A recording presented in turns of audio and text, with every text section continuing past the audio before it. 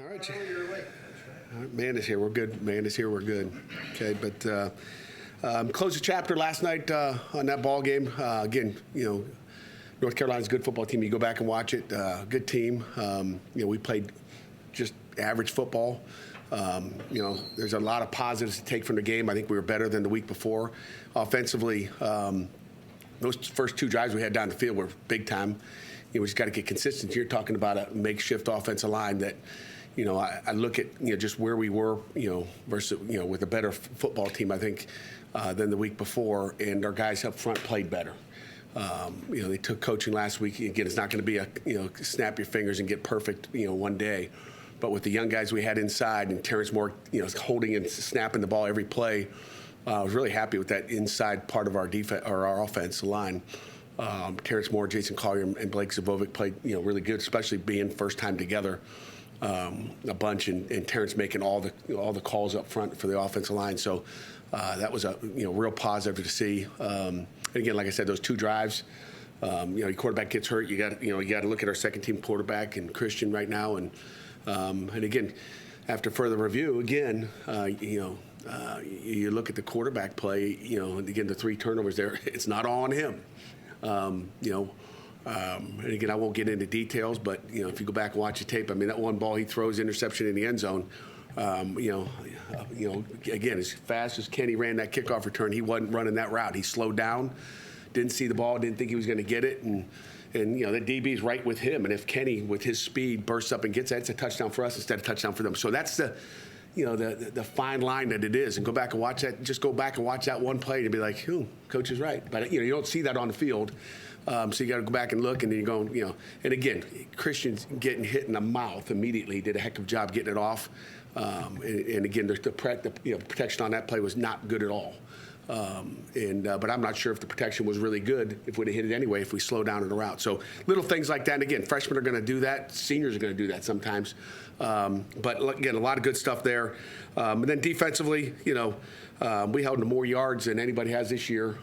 South Carolina was the next best, but 63 yards away from where we were. There was a lot of good stuff. We stopped the run. And really, when you look at the passing yards, their total offense didn't equal what they passed against us a year ago. And again, that quarterback, you go back and look at it, like he's a really good football player. And we brought some of our favorite pressures, that we could have got home, but he is so fast with getting the ball out of his hand. It's like, and there's some quarterbacks that are like really slow getting out of their hand, and they freeze, they don't know what to do. Like this dude don't freeze. This guy can make a shot, and he's going to make a heck of an NFL quarterback just because he can see it. He must have just, I don't know what his eyes are like or how much tape that guy watches, but he's pretty good there. As far as injuries, I know, Jerry's going to ask me. I'll figure out start off. I only talk about injuries when it's guys that are out for the season. So unfortunately, we got one guy that's out for the year. Disappointing. Obviously disappointing for the football team, but more importantly, disappointed for him. But Captain Matt Gonsalves will be out for the year, I'm sad for him, sad for his family. That'll be at every game anyway because they're so blue and gold and let's go Pitt and all that. It's just like, it's nothing you expect. I mean, he's such in good shape and such a tough dude and captain again. It's a hit to our offense. So put that out there. And again, that's really the only one that we have to talk about. At least I'm going to talk about. Then as far as Virginia Tech, Coach Pry going into his second year down there, still trying to get things going. And again, to me, they put up more yards last year against us than North Carolina did last weekend. So just so we got to get a feel for what you're dealing with, they put up over 400 yards against us. So you're talking about a very capable football team, and we got to go play down in that atmosphere. So I think offensively we're facing the same kind of offense you do almost every week. These spreads with it's all the same formations and plays and. So there's a lot of carryover for our defense. I'm sure we'll see different tweaks that we're going to see, and and then defensively again, it's another 4 down front. Structure's a little bit different in the back end, but again, at least it's another for our offensive line just to go out there and play against another 4 down. Again, they've got a little bit of odd stuff as well, just like everybody in the country does, but they major in a 4 down, so at least. Gives our young offensive line a little chance there, at least to have a little bit of familiarity. So with that, I'll open it up for questions. My ears don't always work right, but I think I heard you say 5 minutes ago, Christian right now. Does that mean Christian is starting Saturday? Don't worry about my words. I have no idea. So, but, I don't know why I said right now, but it's probably your ears. Maybe I didn't even say that. So, I don't know. I couldn't tell you. Will Christian and Phil receive first team reps this week in practice? I don't know. I think Christian did a good job coming in the second half and the first half. Did he do a good job? I think he was good. I mean, like I said, it's guys around you. Again, we got 3 turnovers, and anytime you see that, you're going to say no, right? I mean, we had 2 the week before, and it's not good. So whatever the reason is, we got to get it fixed. But again, it's Phil is our starting quarterback. Let's start there, and then we'll see where we are. You mentioned that the kind of makeshift offensive line. How much time do they have in practice to get ready as a unit? Wednesday and Thursday. So Wednesday and Thursday. I mean, Jake Cradle played he practiced last Tuesday until we noticed there was an issue at the end of practice when he's like, "Yeah, I don't feel good." And I think it was play 53 of, it's like, and he wanted to be there for the team guy, and our guys want to go play, and sometimes we got to be smart too. What did you see from Phil during practice last week that allowed him to come out and have the start to the game that he had? Man, I thought it was my pass rush skills, as you guys talked on Thursday. I think it might have been my pass rush skills at the quarterback. I didn't see anything different. Okay, I didn't see anything different. He does the same thing. He acts the same way. Did we do a couple different drills like that pass rush and bringing some DBs over? Again, if that meant we'll have you guys all go run at him this week. If that helped, maybe it'll be even better if you guys chase after him on the field. But I don't think that had anything to do with it. He carries himself and he prepares the same way every week. It's just getting in a rhythm of playing and knowing your guys and feeling comfortable. I don't know. I mean, and again, it's everybody around him, and the protection's gotten a little bit better. Let's start there, right? Give up 5 sacks, and he's gotten hit. I mean, Cincinnati got hit, 21 times or something like that, and 25 out of 44 pass protections were not good. And then you go to West Virginia, it was a little bit better. We make some bad decisions. And then last week, the protection's better. So, I think when guys around you play really good or play good, it makes you play good. When guys around you don't play good, it trickles right back to that poor guy standing behind the center. Pat, what about the first 2 drives that you guys scored on? Do you think you guys can replicate and build upon to be more of a consistent part of your offense? Yeah, I think we can. I mean, I think that's kind of what you try to do. I mean, you look at, where we were, driving down the field against West Virginia, and we get stuck, and all of a sudden, now this week, I mean, that just tells you, the attitude of our football team. They're trying to get better. They're sitting in here last night. We got a great attitude. Our guys are, they're ready to move on. And it's the same thing. I mean, they see those 2 drives going, let's do that all the time. And why can't we be more consistent? And again, it's attention to detail on, just you start to fade away and you start to, try to make a play just got to be more detailed. And again, it's some young guys making mistakes, and we got to get it fixed up, and we will. When you guys are going about fixing those details, and you have some banged up players in some key spots at quarterback, running back, offensive line, how much of an extra challenge is that to kind of deal with those injuries and find your chemistry? Yeah, it's an extra challenge. I mean, I'll go back to, and as soon as you fix that, something else breaks. Okay, that's what you do. Like our punt team was so good, and you're feeling good, and all of a sudden, that breakdown right there, that bothered me bad. It's like, God, we should have worked more coverage. Our coverage was crappy. Okay, so now what's the focus this week? You worried about this, worried about that. We got to get that coverage. We got to, spread the field. We did just a bad job with our gunners. They did some stuff that we hadn't seen. They doubled the gunners up, which they've never done. Their whole punt block team was totally different than what it was going into the game, and we didn't do a good job adjusting. Our guys didn't do a good job at fanning the field, and they got it. So that won't happen again. We'll fix that this week. But as soon as you fix something, where do you spend your time? You got to spread it out. And you got a 20-hour rule. So you got 20 hours a week that you can work with them, and obviously you're beyond the field no more than 6 hours a day. Then they go to class. They're not in the league where they sit in the meeting room and have their own desk. How did Ryan Bear kind of grade out some of the things that he's working on? I don't know what his grade was, but I think, and I may be wrong here, guys. I think even in the play where Christian gets whacked on the one play, that we've got outside help, and it's a habit to kick slide. But he kicked slide from where Witt got beat inside too quickly, and again, that's a young guy's mistake. It's like that motor memory of always kicking, sliding, like you're blocking, like you don't have help all the time. But when you have help there, I mean, that should never happen. We gave those tackles some extra help at times during the day, and we didn't take advantage of it. There was a couple times we did. But it's just just something we got to do again and again and again and rep, and there's just not enough time to get maybe the motor memory, the one, whatever position that is. So I mean, I think he played solid in the run game. We had some great blocking up front in the run game, but we got to get better in the pass protection as well. Was he a guy game 1 to 2 that you expect to make a jump? I know he's been knocking at the door. Yeah, I think so. I mean, he made a good jump from playing, the time he did against West Virginia down there. I mean, that was a good start. I'm glad he didn't just get his fresh having to come in relief, because we got a chance to at least practice him for 3 days. But I think, Ryan Baer's only going to get better, and Branson Taylor, same thing. If Phil can't go on Saturday, is Christian definitely the guy, or would there be any consideration given to Nate thrown out? I would say right now Christian will be the guy if that's the case, Nate will be ready to roll. There's a lot of faith in Nate Yarnell. I can tell you that. I love Nate Yarnell. He's a competitor. He's a leader, but you kind of you got to kind of give Christian his chance to go go get it done. Period. And I got a lot of faith in him as well. So it's like I got faith in everybody in this room, guys. I mean, there's it's a next man up mentality. Period. Whether it's the O-line or quarterback. I mean. And you can't lose faith. You really can't.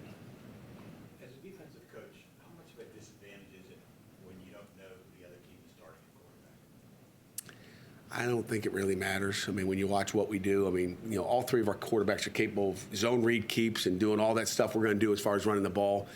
It'd be different if there were three different animals. Okay.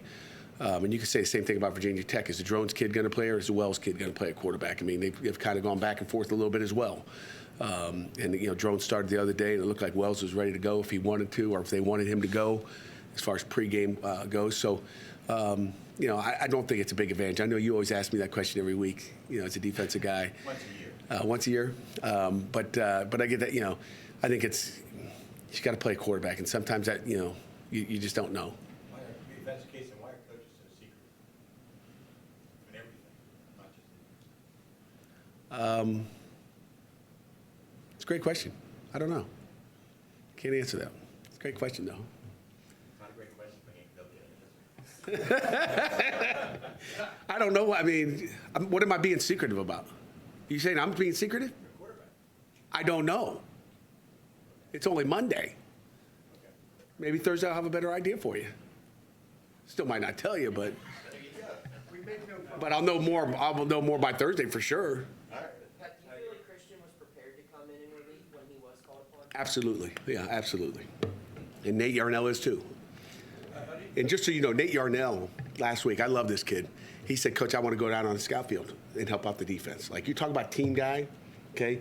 He doesn't get, would he have been prepared to go in there? No. He'll be more prepared this week. But I said to him, we need you down here. He's like, Coach, I know what I'm doing. I'm ready to go. I was like, and again, he is. He's proved that. He sits in there and soaks information up in meetings in there. He knows what's going on, so I feel really good.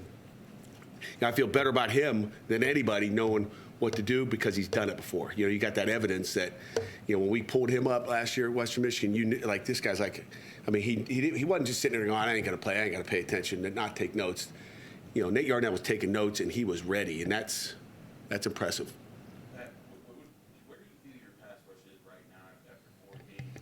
You guys were able to sack 35 times, but still, your defense hasn't been as dominant as it has been in previous. Yeah, I don't know where we are, sack numbers. I think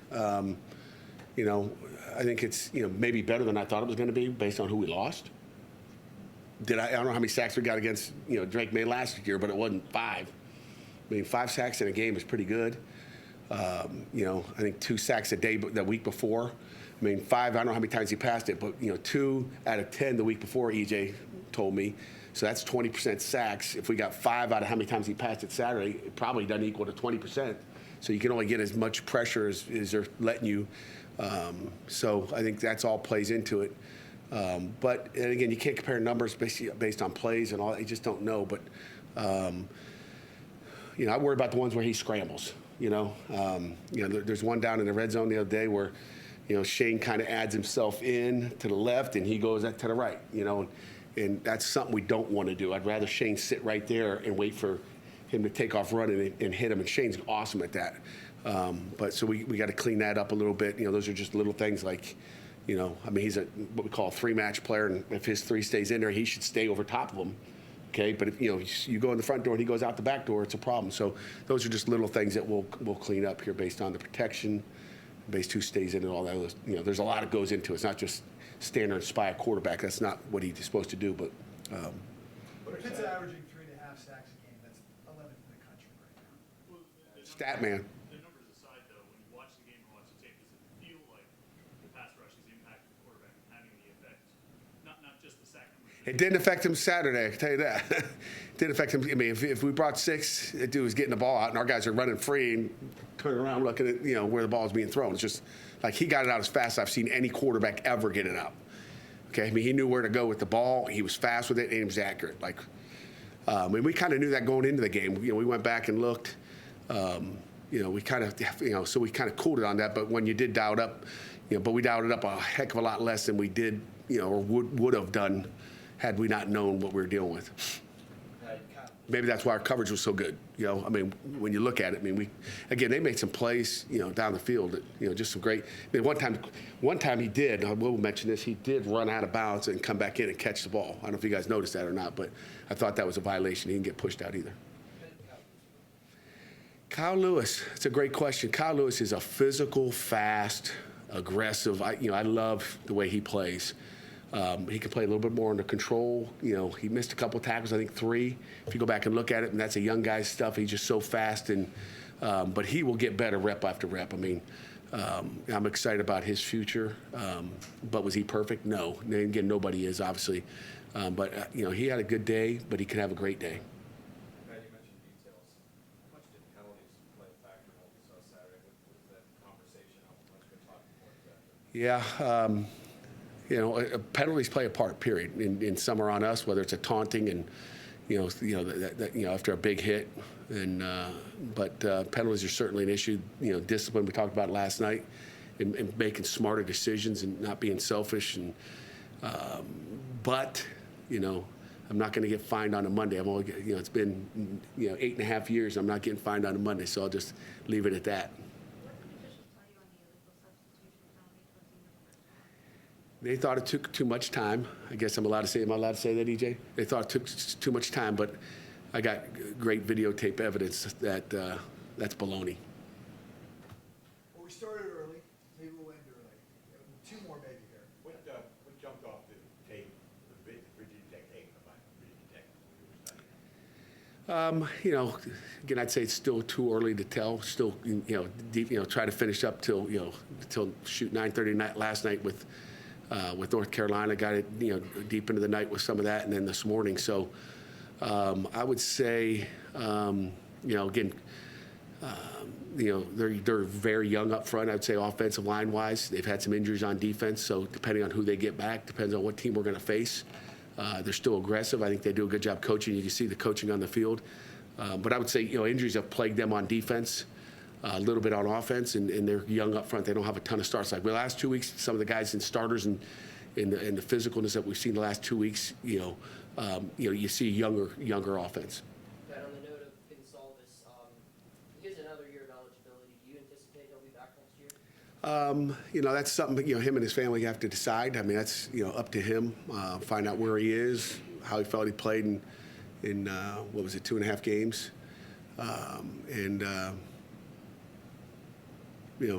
it's too hard to say. And again, as I've talked to the family, it's a matter of him just taking. He's got time. First thing is just get healthy first, and then worry about where you are there. But if he's a first and second rounder, probably should go, just like I recommend to everybody. And if he's going to be a third or fourth, if the NFL comes back and says stay in school, he probably should listen to that. So that's all something that they got to make a decision. They're smart. Are you able to reveal any details on that injury or no? I don't know. I usually don't, but I would say maybe Matt should do that. I just don't want to, violate his HIPAA and whatever, all that stuff. You can't say whether or not he's having surgery or not. Yes. What was the question? Yes, he did have surgery today. So, Amanda, I saw your hand. You can close this out here. You haven't had a worm-free start since 2017. Is there anything you can take from that experience to kind of support the team right now? 2017, I don't remember that. But how did we finish in 2017? You remember? 5-7. So we got to finish better than 5-7. So, you can't take, what's that? Got a pretty good quarterback. Yeah. I don't think you take anything from 2017. Our guys weren't here, I don't think. You take it day by day and you just keep plugging away. I mean, that's what you do. Your plan doesn't change. The intensity gets cranked up and we coach away. Anything else? Yes, sir. Nate Johnson had a kickoff return for a touchdown against UNC. How important is it for true professionals to be able to do that in the game? Baylor was pretty easy. Yeah, I mean, again, just like the quarterback situation, just like, everything in the game, as Coach Signetti always says, it's the ultimate team game, okay? And Kenny looked outstanding. But let me tell you what, the blocks that he had, go back and watch tape and just go from the tackle to the guard to the center and go, Brandon George had a, critical block on a safety. He was supposed to pick up his guy, getting one guy, and he missed him and couldn't get him. So what do? You don't run down in coverage. You turn around, got another guy. And, again, Kenny can run. Kenny made great cuts. The other guys, the other 10 guys did all the work there. I mean, really, when you look at it, and it's a great play by him. But, you guys seen great returners sit back there and get smashed. It depends on your blocking, and so it's a great job by Coach Powell and the rest of those guys on that team that get no credit at all. Okay, but they did a great job blocking for Kenny, and we can keep doing that. I think the blocking up there has been good, but again, you sit there and look back and go, it could be good this week and then crappy next week. So, just like our punt team. So we need to get that straight. Okay. All right, guys. Thank you. Reminder, we have the open.